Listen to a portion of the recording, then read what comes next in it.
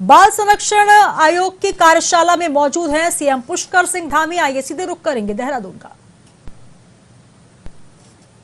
आज ये बहुत ही अच्छा कार्यक्रम जिसमें कि हम अपने आने वाले नौनिहालों के बारे में यहाँ पर एक दिवसीय कार्यशाला में भाग ले रहे हैं और साथ ही साथ आप सभी लोगों को यहाँ पर जिन लोगों ने पोस्को के बारे में जो विशेष रूप से अशोक जी ने यहाँ पर विषय रखा, हमारी किताब का भी यहाँ पर विमोचन हुआ और आप लोगों ने पोस्को वॉरियर्स के रूप में जो बच्चों के संरक्षण के लिए लगातार काम किया है, आप सबको सम्मानित करते हुए बहुत मुझे खुशी हो रही है कि निश्चित रूप से ये सम्मान आपका नहीं है, ये सम्मान हमारी आने वाली पीढ़ियों का सम्मान है, उन नौनिहालों का सम्मान है जिन्हें आज नहीं तो कल देश का भविष्य बनना है, देश के विभिन्न विभिन्न क्षेत्रों में जाना है। उन सभी का सम्मान करने का अवसर यहाँ पर बाल संरक्षण अधिकार आयोग की तरफ से हम लोगों के हाथों से सम्मान करवाया, मैं उनका धन्यवाद करता हूँ। आज हमारे बच्चों को एक पॉजिटिविटी, रचनात्मकता बढ़ाने के लिए भयमुक्त, तनाव और हंसमुख, खिलखिलाता हुआ वातावरण मिले, उनको एक स्वस्थ जीवन, पोषण युक्त मानसिक व शारीरिक बचपन जीने का, स्वस्थ विचारों को पल्लवित करने का समुचित वातावरण मिले, विधिक कानूनी अधिकार मिले, इसके लिए कार्यशाला बहुत महत्वपूर्ण है। और मैं सच बताऊं तो मैं दो प्रकार के कार्यक्रमों में अवश्य जाता हूं। एक तो जो हमारे आने वाले नौनिहालों का कार्यक्रम होता है और एक सेना से या अर्धसैनिक बलों से जुड़ा हुआ कार्यक्रम होता है। दोनों कार्यक्रमों को मैं कोशिश करता हूं कि उसमें जरूर मैं प्रतिभाग करूं, जरूर मैं जाऊं। और ये कार्यक्रम भी चूंकि हमारे नौनिहालों से जुड़ा हुआ है, इसमें मैं एक ही बात कहना चाहता हूं, चूंकि आप सब लोग जहां एक तरफ पोस्को वॉरियर्स के रूप में बाल संरक्षण के क्षेत्र में आप सब लोगों ने अपनी अपनी भूमिका किसी न किसी रूप में आपने उसमें सहयोग प्रदान किया है या उनका संरक्षण करने का काम किया है, और जिन्होंने किया है वो तो बहुत ही अच्छा है, मैं उनका हृदय से अभिनंदन करता हूं। और अगर जो अभी इस काम से वंचित रह गए हैं तो वो भी आज यहाँ से संकल्प लेकर जाएंगे कि ये जरूरी नहीं है कि केवल पोस्को के क्षेत्र में हम करेंगे, जिस क्षेत्र में भी होगा, बच्चों की शिक्षा के क्षेत्र में उनको कुछ सिखाना है, कुछ पढ़ाना है, कोई ज्ञान देना है, कोई रास्ता दिखाना है या कोई हमारे महापुरुषों का अनुसरण करवाने की बात करनी है, उनके जीवन में कहीं ना कहीं एक पाथेय का काम आप सबके माध्यम से होगा। तो निश्चित रूप से देखिए, आपको मन को एक शांति मिलेगी, आपके मन को संतोष होगा। और अब कभी भी हम कोई अच्छा काम करते हैं तो आप स्वयं अंदाजा लगाइए कि कितनी मानसिक हमको शांति होती है। और कभी गलती से भी हमसे कोई खराब काम हो जाता है, कम से कम मेरे से तो मैं आपको बताऊं कि अगर कहीं पर भी कभी भी कोई ऐसा काम हो जाता है जिसको मुझे लगता है कि बाद में कि ये गलत हो गया, तो मन बहुत अशांत होता है, मन में बहुत पीड़ा होती है, ग्लानि होती है। तो हम सबके सामने देखिए, ईश्वर ने क्या है कि ये जो मनुष्य का जो जीवन है, ये मैं हमेशा कहता हूं कि एक आश्चर्य है, एक आश्चर्य के रूप में भगवान ने हमको यहां पैदा करके भेजा है।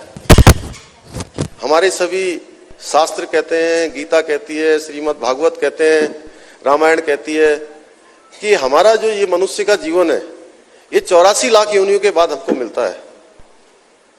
तो आप स्वयं सोचिए कि मनुष्य के जीवन में पैदा होना, और मनुष्य जैसा प्राणी शायद भगवान ने दूसरा कोई बनाया नहीं है। क्यों डॉक्टर साहब, बनाया है? कोई नहीं बनाया है। जिसके पास काम करने के लिए हाथ हैं, चलने के लिए पैर हैं, आपकी बुद्धि और विवेक बना रहे उसके लिए भगवान ने दिमाग दिया है, आपके हृदय में करुणा रहे उसके लिए आपको हृदय दिया है। आपके पास पूरे संसार को आप एक दृष्टि से देख पाए, उसके लिए आंखें दी हैं, दृष्टि दी है। तो ऐसा दूसरा कोई प्राणी भगवान ने बनाया नहीं है। तो आप स्वयं सोचिए कि हम सब लोग कितने विशिष्ट हैं। एक अलग प्रकार का क्यों बनाया होगा भगवान ने? अगर हम ये विचार करेंगे तो ये कोई प्रश्न नहीं है। मैं सोचा तो मैं ये सोच के आया था कि बहुत सारी चीजें आप सबके सामने रखूंगा लेकिन यहां आते आते मेरा विचार बदल गया। मैं रेखा जी को सुन रहा था, फिर उनको सुना, डॉक्टर गीता खन्ना जी को सुना, और यहां पर विषय पर जब मेरी दृष्टि पड़ी तो मुझे लगा कि ये विषय जो है, जो भी ये इसमें मैंने लिखा है कि बच्चों को नशे से दूर रखना चाहिए और बच्चों को जो है हमें जो प्रवृत्ति है उनकी किशोर ले जानी चाहिए, ये सब हमारे लिए रोज के विषय हैं। लेकिन मुझे लगता है कि ये विषय जो मेरे मन में आ गया यहाँ पर, और जो भी करवाता है सब भगवान करवाता है। देखिए, इस संसार में, इस धरा में एक कण भी कहीं इधर से उधर होता है तो ईश्वर की इच्छा के बिना नहीं होता है। आप सब लोगों में से भी बहुत सारे लोग होंगे, मैंने अपने जीवन में देखा है कि कई बार जो हम सोचते भी नहीं है वो हमारे साथ घटित हो जाता है। कई बार हम लोग बहुत आशाएं लगाए होते हैं कि फलाने व्यक्ति हैं, फलाने हमारे संबंधी हैं, फलाने हमारे मित्र हैं या जानने वाले हैं, बहुत सालों से हमारा उनसे संबंध रहा है, वो कुछ न कुछ हमको मदद करेंगे कभी। और कई बार मदद ऐसे लोगों से मिल जाती है जिनके बारे में हमने सोचा भी नहीं होता है। तो इसलिए भगवान ने सब निर्धारित कर रखा है।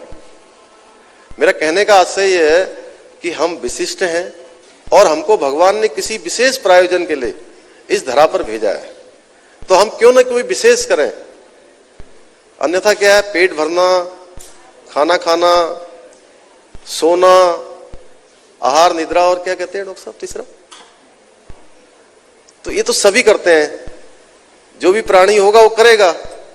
लेकिन अगर हम मनुष्य के रूप में आए तो हम थोड़ा अलग करें, हम इस दिशा में जरूर सोचेंगे। तो मैं समझता हूं कि इस जो हमारी कार्यशाला है, इस कार्यशाला में हमारा आना एक तरह से सार्थक होगा।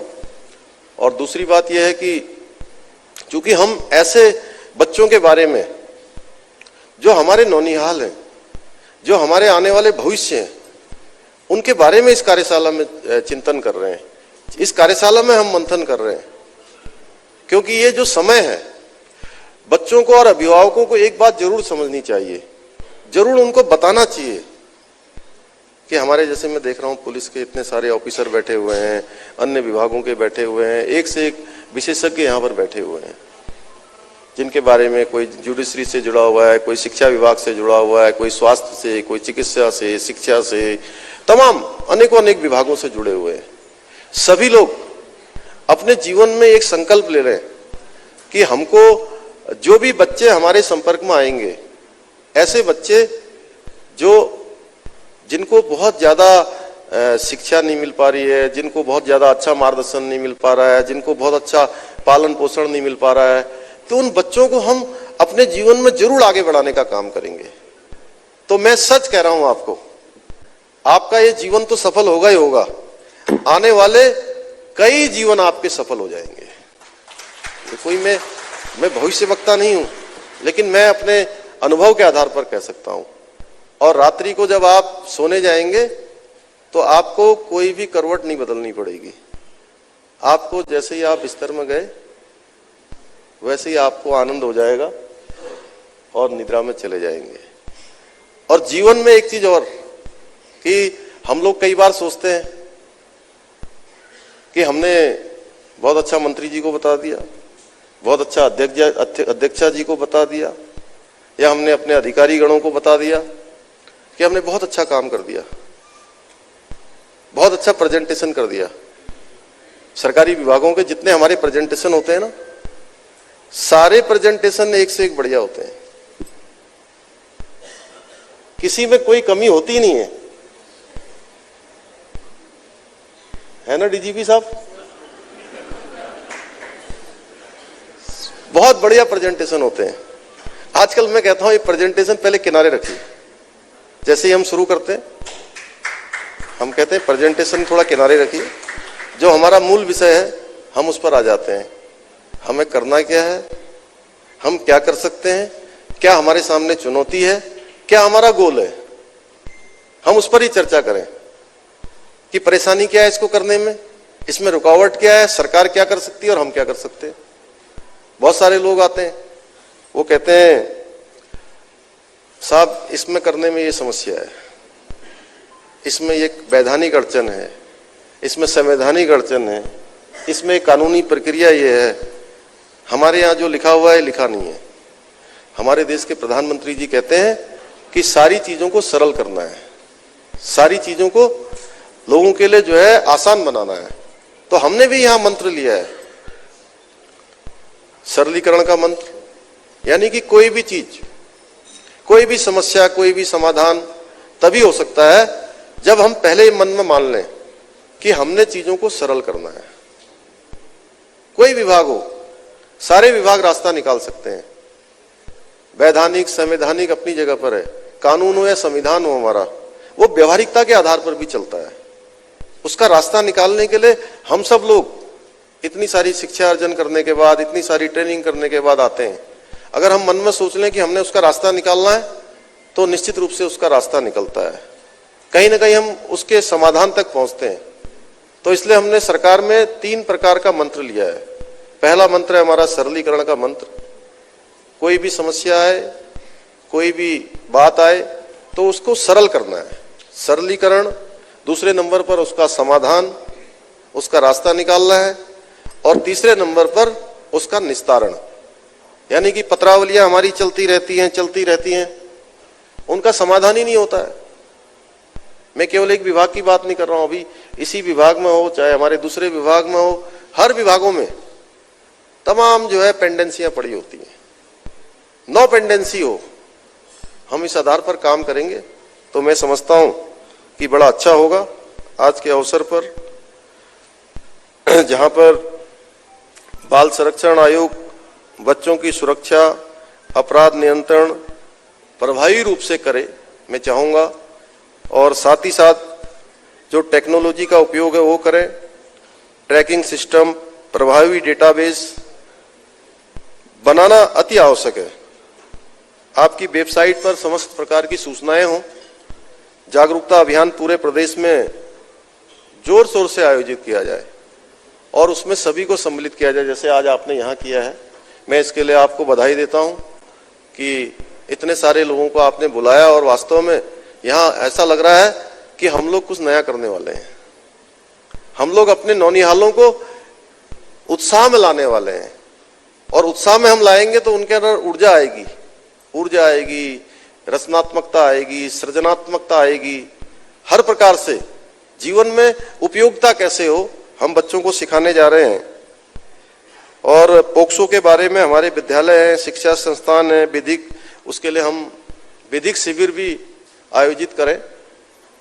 मैं अंत में इस कार्यक्रम में आने पर, चूंकि मेरा मन था कि कई बार मैं ऐसे कार्यक्रमों में आता हूं तो मैं भी सोचता हूं कि बचपन हम लोगों का कैसा था, हम लोगों के समय में कैसी चीजें थी, और हम उस बचपन में चले जाते हैं कई बार। तो ये बचपन में जाने के कारण से मैं ये सब भूल गया, और ये मेरे मन में जो आया कि मुझे यहां पर ये बोलना चाहिए, इसलिए विनोद भाई मैंने ये बोल दिया। तो इसलिए और मेरा मन था कि मैं आपके बीच में इस प्रकार के, अगर ये मेरे से पहले से अगर टाइम लिया होता इन्होंने, और ऐसे कार्यक्रम बीच बीच में हमको आ जाते हैं, भारत सरकार से भी आ जाते हैं, कई बार अन्य महत्वपूर्ण कार्य पड़ जाते हैं बीच बीच में। अन्यथा अच्छा होता कि एकाध सत्रों में मैं भी रहकर हमारे टंडन साहब, महेश्वरी साहब, उन सब लोगों को सुनने का अवसर मिलता तो निश्चित रूप से कुछ और ज्ञानवर्धन होता। लेकिन निकट भविष्य में हम लोग इस प्रकार का प्रयास करेंगे कि इस प्रकार के जो भी आपके शिविर आयोजित हों, इस प्रकार की कार्यशाला आयोजित हो, उस कार्यशाला में पूरे समय रहूं। पुनः एक बार बाल संरक्षण आयोग को, उनके विभागीय मंत्री जी को, उनकी टीम को, गीता जी को, हम सभी को, आप सभी को मैं अपनी तरफ से बहुत शुभकामनाएं देते हुए, और जो भी पॉस्को वॉरियर्स हैं उन सभी का अपनी तरफ से अभिनंदन करते हुए अपनी बात को समाप्त करता हूं। बहुत बहुत धन्यवाद।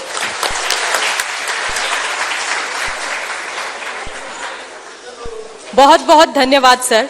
और अब मैं हमारे आज की कार्यशाला के विशेषज्ञों के सम्मान हेतु माननीय मुख्यमंत्री व माननीय मंत्री जी से आग्रह करना चाहूंगी। कार्यशाला के जो हमारे विशेषज्ञ हैं, सर्वप्रथम श्री गिरीश पंचोरी जी।